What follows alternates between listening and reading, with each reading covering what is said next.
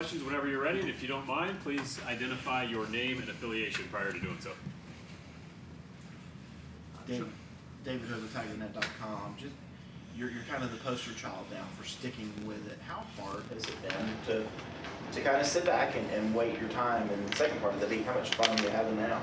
Yeah, I mean, it was a blessing with Will Putman there. Like, I knew, like, waiting those 3 years, like, it was good to get under him, and because I wasn't ready my freshman year mentally with COVID, and I didn't have a senior year, so, just learning from him and just, getting that crock pot, like Swinney says, and, Swinney kept me, kept pushing me, kept believing in me, so, I mean, it's just awesome to see, and the guys believe in me, and so, it's been good. It was a great process to, stay here, and, a lot of people like to leave, but, I knew here was the place, so.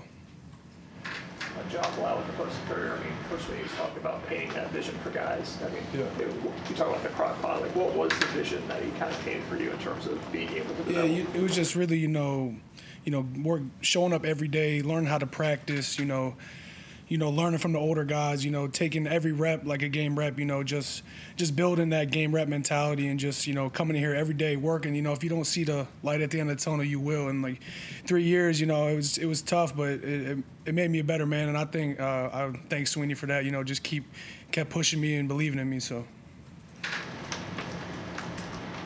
Chapter found out the state, just simply like transfer-wise, something you never considered. A lot of people would look at you. No, that never crossed my mind. I'm loyal to Clemson. They're loyal to me, so that never crossed my mind. No.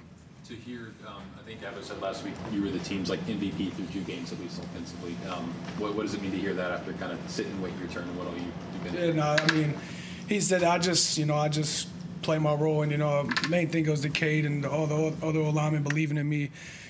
Just stepping up and being the center this year, I mean, it's a big role, and the guys believed in me, coaches believed in me, and I just gotta continue to do that every day, show up, practice game reps, and just play every play like it's my last. So.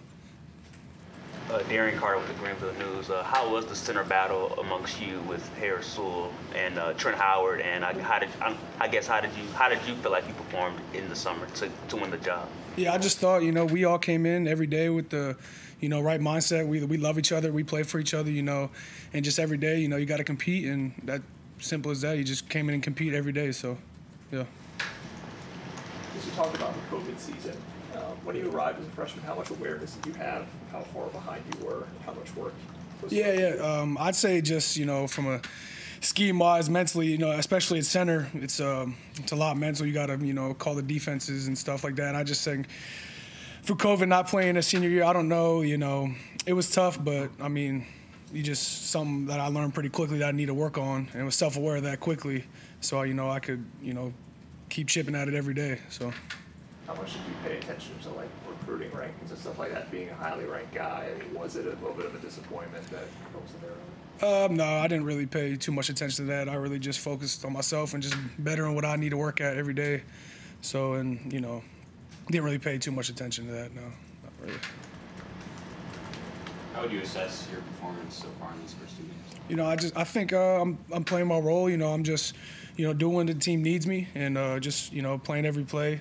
Playing with my guys, making sure, especially at center, I'm IDing stuff correctly, making sure guys are on the same page, just playing as a team. If we continue to do that, I think, as a team, we can, really be good. Moving forward, what's the step you want to take in the next couple of years? I just think, just making sure mentally, like I said, with IDs, I mean, that center, that's huge. That, that shows where I go up to the play and I call out the IDs like every play. That puts everybody on the same page and gets everybody confidence. So I think if I can give everybody confidence with doing that, then that put us in the best spot to succeed. Bryan, having that kind of performance against App State that you guys were able to do earlier this month, what can that do for the offense moving forward? Yeah, I think that just shows us like when we put it together, like what we can really do. And if everybody does their 1 of 11 and just doesn't worry about other things, just do their job, you can really see how much potential this offense really has. So I think if we just keep practicing every day, just go one day at a time, we'll continue to have that success. Is that right up there with some of the most fun you've ever had on a football field? Oh yeah, it was real fun. I mean, we just playing, smiling, just playing the game. We weren't really thinking. We were just doing our job. We used to look up, let's go touchdown. It was just, just doing our job and, seeing all the other guys succeed. It was a great environment for sure.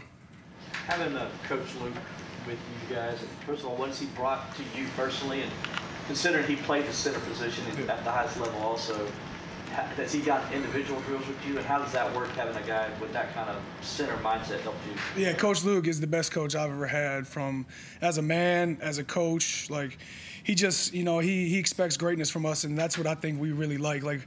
And I just think that he's taught me how to be a center mentally, like I was saying, like going up to the line, demanding confidence, because when you, that's the main thing. When you bring confidence in the O-lineman and everybody else, you're going to play fast, you're going to play together.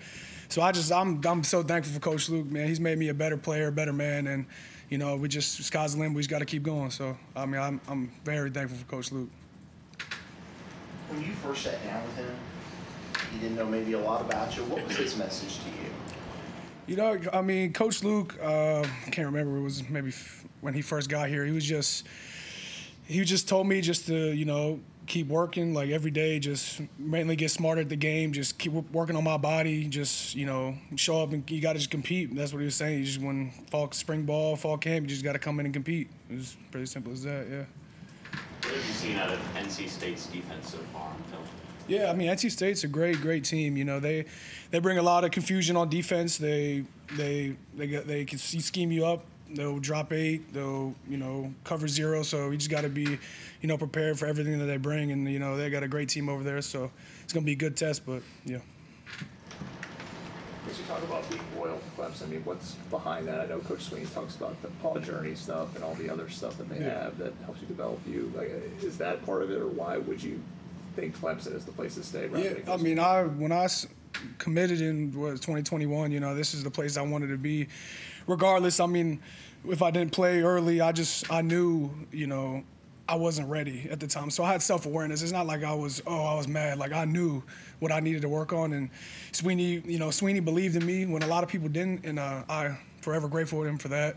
He gave me the opportunity, and the guys believed in me, all the O-linemen, everybody. K believed in me, so just got to be consistent every day, show up every day and just, keep at it. So. What was the main work on? Was it strength, your body? Strength. Like I said, at center, it's a lot. It's mental, a lot of it. So learning defenses, my body, everything. So yeah. How did you kind of lean on Will Putman for that advice to learn more of the mental side of things? Yeah, I would just say, like I said, Putnam, he was a great leader, man, and I'm forever thankful for him too. He texted me after the game, he was congratulating me. We have a great relationship, so just really everything. He was a vet when I was a young guy, so even life advice, when I get down, he said he's been there before. He's experienced things that I haven't experienced, so just a lot of advice about anything. So he was a great leader for sure. Any questions for Ryan virtually? Anybody else in the room? Ryan Carmine Jame, Fox, Carolina. When you're a seasoned guy like you are, how do you try to tell the guys to keep that momentum rolling despite the bye week into, coming off that offensive performance and trying to keep it rolling? Yeah, I'd say, you practice more than you play. So you play, we got 8 games left, and we practice 4 days a week. So I'm just saying we come in here, every day and practice, one day at a time. Be the best we can be on this Tuesday, this Tanoga Tuesday. And just if we practice like that, practice makes permanent. So we'll see the results on Saturday if we just do one day at a time. Don't look too far down the road. Just stay one day at a time. And if we can just come out here, practice today and, give it 100% game reps, we'll see it come to life on Saturday. So. Talked about Coach Luke telling you have to be confident, demanding. How much of an adjustment was that for you, being the new guy and a line that's got a bunch of returning pieces? What was that like? You're at Clemson. It's expected. If you want to be a center at Clemson, it's expected. You got to be confident. You got to bring confidence to other guys. So, I just knew I had to do it. That was just my mentality. I have to be that guy that brings confidence to others. So. What's it like to see again, Coach Swinney calls you the MVP, but then your teammates having that confidence in you despite. Oh yeah, that's the main thing, honestly. And I thank my teammates, because there'll be some days where I'll be down, I'll have a bad play in practice, you know, and then they always bring me up. So, you know, just playing next to your brothers that believe in you 100% makes you want to play for them 1,000 times more. So I'm forever grateful for my teammates up front, and Cade and Phil and all those guys. They believed in me. So I think Coach Swinney said you guys have allowed no sacks so far this season. I guess how have you guys kind of been able to do that, and how does that kind of motivate you moving forward as conference play starts? Yeah, I think that just shows, you know, how all 5 of us progressed this offseason. You know, just being on the same page, you know, just when we pass protect, you know, getting the right guy, you know, IDing the right guy. So, you know, just all of us being on the same page, and you just, yeah, pretty simple as that, you know, just. And the running backs, Phil, you know, Phil makes a huge he's big in pass pro, you know, so he's been, you know, protecting too, and Cade's been awesome in the pocket, you know, he trusts us, and, you know, that's just great to see as an O-line and a running back. It's not just us 5, it goes everybody, so, you know, everybody just staying on the same page with the tight ends, everybody, you know, ID'd up correctly, as I'd say, so. You talk about everybody being on the same page. How much has it helped to just be year 2 in Garrett's system, and kind of everybody is on the same page about what their role is in any given play? Yeah, I think that's, you know, huge. Another second year under Coach Riley, you know, he's a great offensive coordinator.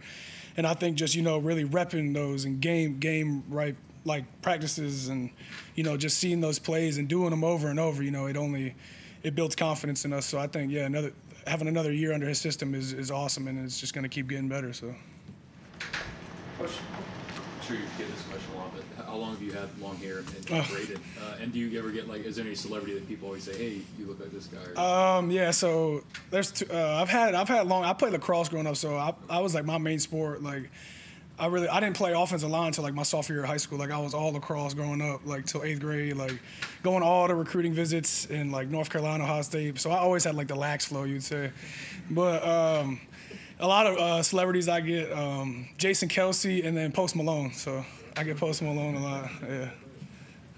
Would you say that lacrosse kind of helped your feet in terms of your movement? Yeah, I think, I played basketball too growing up, like my whole life through high school. I played lacrosse, basketball, and football in high school. So I think, just being a, you know, multi-sport athlete, you know, brings different traits to each sport. So it was definitely beneficial for sure.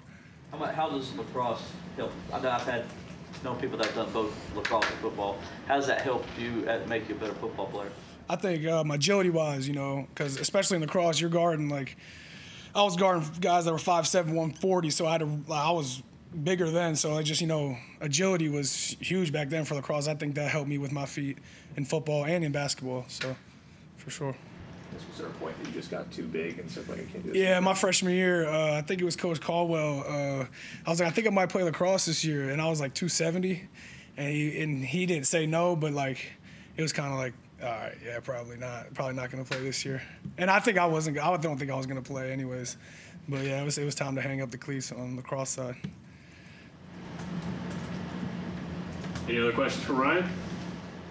Coach Swinney was also talking about the 83-yard touchdown that Phil Mafah had and just how it was perfect. Mm-hmm. Like, what is that like for you guys as a line to go back and watch that? I mean, does it kind of show you, you know, what you want it to look like? Yeah, it was awesome. I mean, Phil, he's the best back in the country, and if we can just give him a little space, give him that safety, I promise you he's gonna take it there. So it's just good seeing, like I said, all 5 O-linemen, even the tight ends and the running backs, like everybody on the same page, you know, had it up correctly, moving people, being physical, and that's what we're about.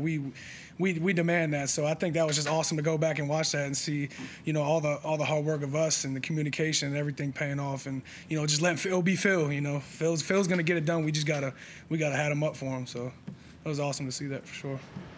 Same high school as Bryan Bresee. Yeah. Right, your teammates there. Yeah. So what's it like just to see him? I think he forced the fumble. It was awesome. Him playing so well in the NFL, kind of what he went through here. No, it's awesome to see, you know, him keep balling out there. I talk to him weekly, so, you know, he's killing it, he's loving it, and it's just good. I'm still close to their family, so they wish me a happy game day every Saturday. So, you know, great family, you know, stay in touch with them for sure, and it's just awesome to see him, you know, living his dream out there. So.